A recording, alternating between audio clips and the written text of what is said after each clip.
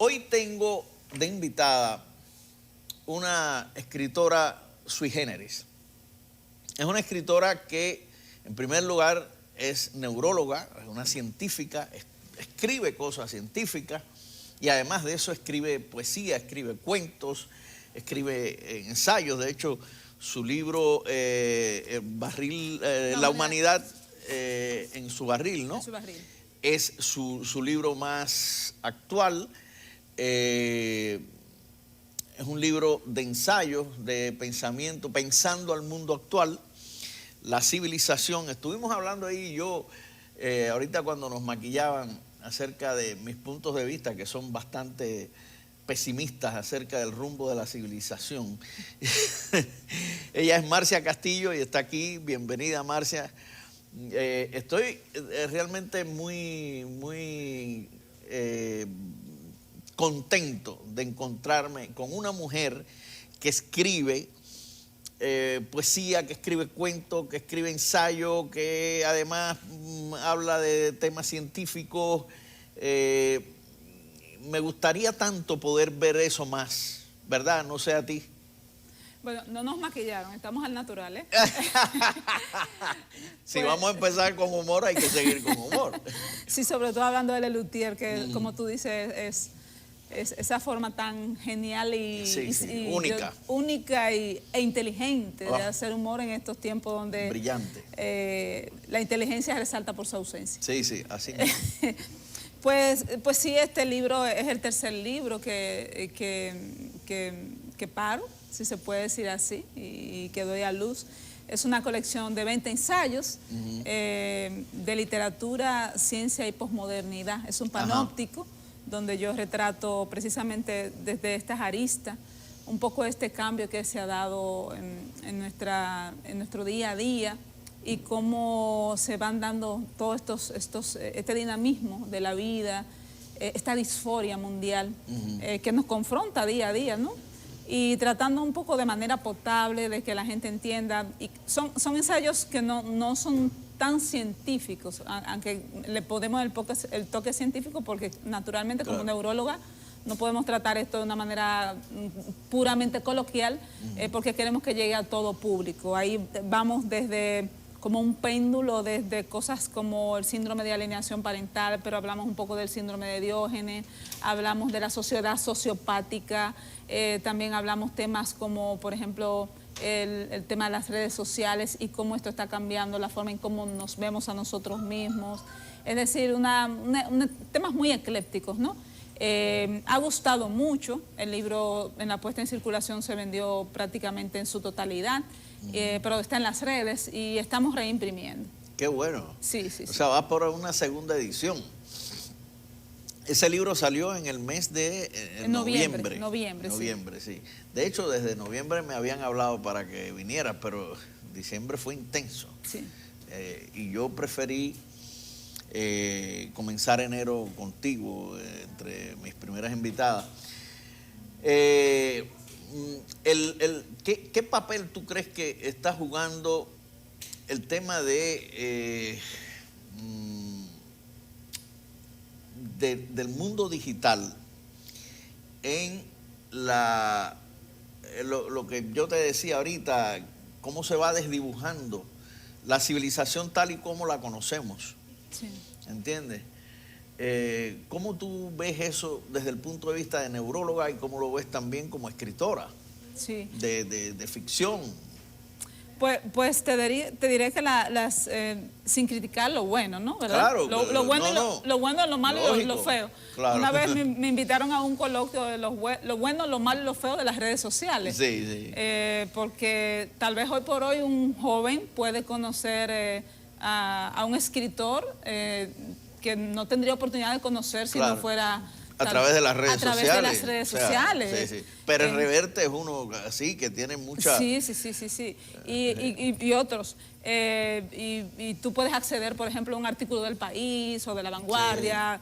Pero también está el tema de cómo nos vemos a través de las redes sociales y este exhibicionismo. Antes uno cuidaba mucho, era muy pudoroso con su imagen. Si antes queríamos como salvaguardar esa intimidad, ahora nos exponemos es como una especie de mercado donde Sí. alguien compra y alguien vende. Sí. Y también está el peligro al que nos exponemos, youtubers, instagramers, la alta tasa de mortalidad, personas que se exponen a peligro simplemente en este circo romano, neocirco romano por un like. Sí. Entonces también está esta distorsión de cómo nos vemos. No queremos que una arruguita, también está este nuevo narcisismo de las redes con los filtros, y de hecho ya es una especie de patologización, porque uno cree que es como uno se ve en las redes. Así es. Publico y luego existo. Ya no es pienso y luego existo. Yo publico y luego existo. Si no publico, eso no existe. Y luego está entonces... No, y si no te dan like, menos existe. Menos existe. De hecho, Claro. hubo un hecho muy icónico de un jovencito, un adolescente que se suicidó porque no tuvo la cantidad de like que esperaba. Y lo sabían, o sea, los que crearon estas redes saben que estos likes generan un shoot de dopamina y la gratificación inmediata que este neurotransmisor engancha a nivel de la corteza prefrontal, y cómo esto genera una gratificación rápida, esta cultura líquida, ¿verdad? Sí. De Zygmunt Bauman. Entonces, concatenando y ya haciendo tal vez como una especie de hilo conductor con todo esto, vemos que tal vez las redes, desde el punto de vista, Instagram nos hace narcisistas. Twitter nos hace creer que somos todos conocedores. O sea, nos hace ¿cómo sabios. se llama? Tiene un nombre recientemente estaba leyendo sobre eso, luego me acordaré. Y entonces también nos hace... ¿Y TikTok cómo nos hace? El TikTok hace grandes enfermos, o sea, muchos. Hubo una epidemia de niños que tenían un reto de hacer tic, y entonces llegaban a la emergencia con haciendo tic motores, porque había un reto de que tenían que hacer TIC. Imagínate en la emergencia padres y médicos que no podían identificar cuáles tenían TIC reales y cuáles tenían TIC por el reto. Esa yo no me la sabía. Sí, hemos llegado hasta ahí. Hasta o sea, ahí. la cosa está peor de lo que yo me pensaba. Sí. Y dismorfia corporal, o sea, personas que no se aceptan, se ven al espejo y no se aceptan como son. Sí. Dios. Claro, el hombre es él y sus circunstancias. Uno sabe que los paradigmas están hechos para ser rotos, para cambiar. Claro. Nada es estático, muta mutandis, lo único constante es el cambio. Pero creo que sí hay que hacer un replanteamiento y repensar este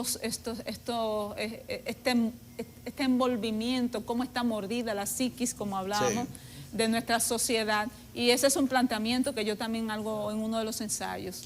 Tú sabes que, Marcia, antes las mujeres luchaban o sea, las feministas luchaban por ser reconocidas, por ser reconocidas a la par del hombre como trabajadores, aspiraban a ¿cómo se llama?, a logros salariales, que todavía siguen muchas en esa situación, ganan menos que los hombres, en fin. Pero había una cantidad de digamos, propósitos dentro del feminismo. Y hoy el feminismo llegó, y yo digo, pero la revolución del feminismo, o que planteaba el feminismo, es el OnlyFans. O sea, las mujeres lo que querían era enseñar todos sus féferes. Bueno, este es un fenómeno no reciente, pero nuevo. Es el culto al cuerpo, ¿verdad? Es el culto al cuerpo, y es la cultura de lo fácil. No, y no solo eso, porque cobran por eso. ¿Eso es prostitución o no es prostitución? Yo no sé si podría utilizar la palabra prostitución, porque sería muy osado de mi parte, pero pasa igual como con la lucha salarial. O sea, nosotros peleamos mucho tiempo por las 8 horas laborales. Sí. Y luego entonces con la hiperproductividad, donde tú eres tú eres tu empleado, pero eres tu propio empleador. En vez de trabajar 8 horas, trabajas 12 horas, 16 horas, porque entiendes, por más trabajas, más ganas, eres más exitoso. Sí. Es que vales por lo que tienes, no por lo que eres. Entonces pienso un poco que la gente, con el resentimiento social, con las brechas, con la vulnerabilidad, la gente quiere todo, lo quiere ya, lo quiere rápido. Y entonces si yo me vendo, si vendo mi cuerpo, y es una forma de obtener dinero, y aquel lo obtuvo, y aquel tiene un Bugatti y lo presenta y lo vende como que esa es una mercancía de éxito, pues yo voy a hacer eso también.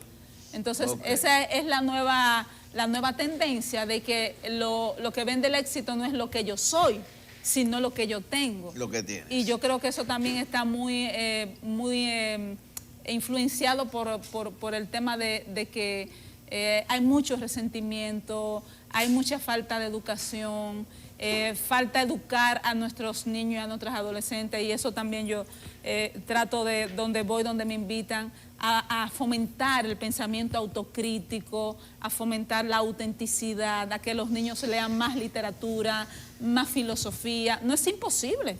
No lo es imposible. No lo es, sobre todo cuando hay un 4%. Bueno, ese 4% hay que ver cómo lo están invirtiendo. Que significa mucho dinero, y yo creo que no se están invirtiendo en cosas como esta. Yo estoy muy preocupado porque, entre otras cosas, he alertado a través de artículos publicados en El Caribe y en Nota Clave, en mi periódico y en otros periódicos desde hace tiempo, que estoy muy preocupado con el tema de la identidad cultural dominicana, que está desapareciendo, está en un proceso de desaparición y no se dan cuenta las autoridades de esto. Sí. ¿Entiendes? Y entonces, si desapareció la Unión Soviética, que era uno de los países, o sea, eran Estados Unidos y la Unión Soviética, eran los dos bloques, eran los dos líderes mundiales. Desapareció la Unión Soviética, ¿cómo no va a desaparecer República Dominicana? Un pueblo que no tiene identidad es un pueblo que está condenado a desaparecer. Por Dios. Entonces, o despiertan los políticos, las autoridades, y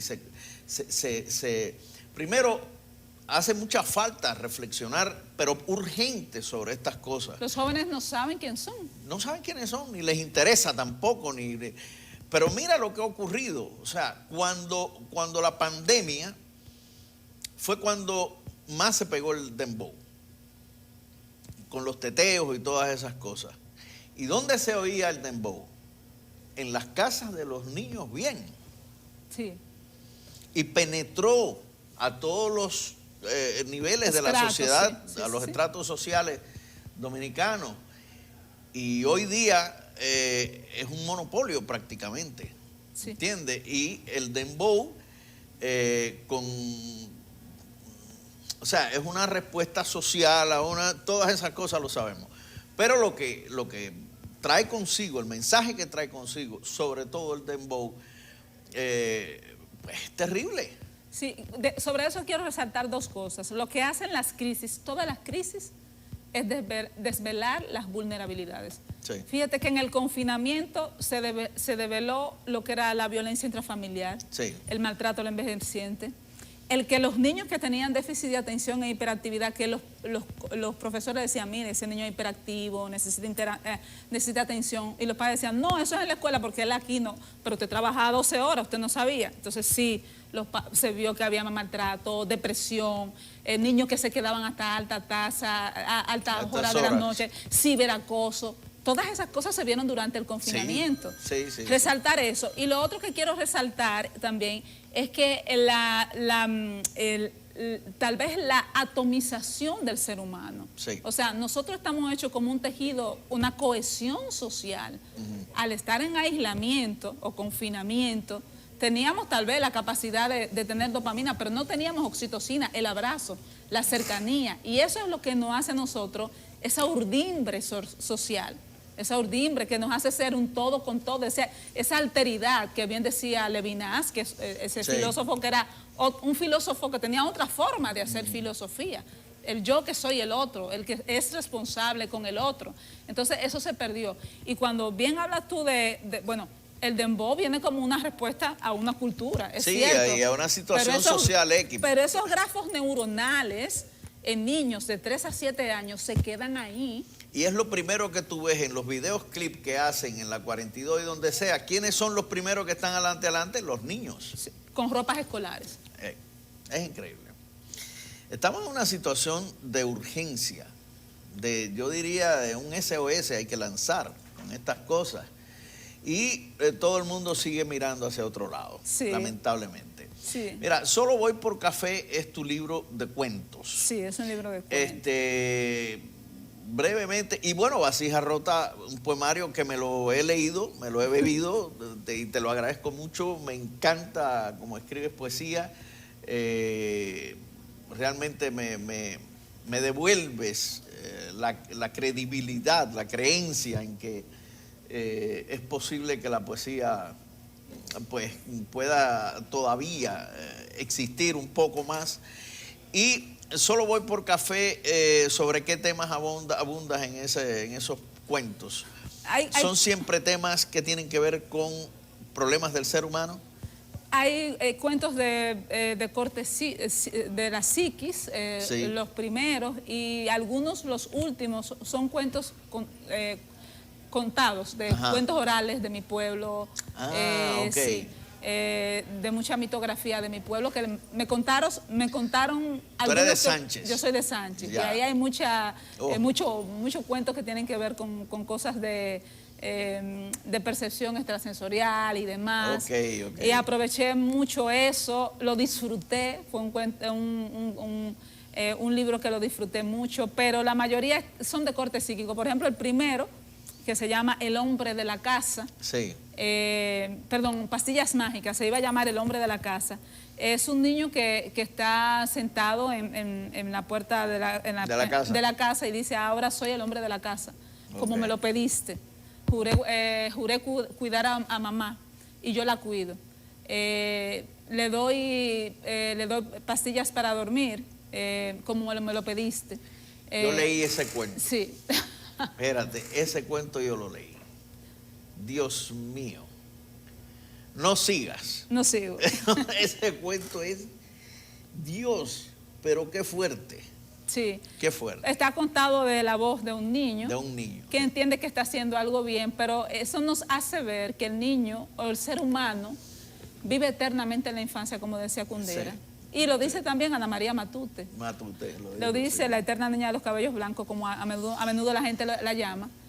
Que la infancia es la patria eterna del hombre, por eso es tan importante acariciar, cuidar. Cuidar la infancia. Si no se cuida la infancia, el hombre que no tiene infancia no tiene vida. No tiene vida. ¿Y qué estamos haciendo nosotros con estos niños? Destruyendo la infancia. Se está destruyendo. Marcia, una pregunta más. Tú, como médico, como neuróloga, imagino, que a lo mejor algunos pacientes tuyos te han inspirado algo. Sí, bueno, hay uno de los poemas, sí, o dos, mejor dicho, de los poemas. Tú sabes que esto de genio, poeta y loco... Sí, todos tenemos un poco. Sí, no es una falacia, es algo es real. El lenguaje de la locura es un lenguaje muy encriptado, sí. Pero es bello. Así es. Es bello. Tenemos que irnos, me están diciendo pausa. Gracias, Marcia, por haberme dado esta tarde de conversación inteligente, interesante. Nos vamos a una pausa y cuando regresemos debemos estar con Lisa G, que es nuestra camarada que nos hablará del mundo urbano.